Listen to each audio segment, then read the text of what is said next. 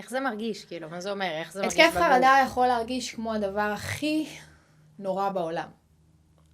אני עומדת למות. עכשיו, בעיקר אנשים שלא מספיק מבינים או מטופלים, יכולים לחשוב שחרדה זה באמת סוג של כאילו שזהו, שאתה כמה דקות ואתה מת. אני אתחיל מתופעות רגע פיזיולוגיות, שאתה מרגיש שאין לך כזה טעם בפה. אתה נורא יבש.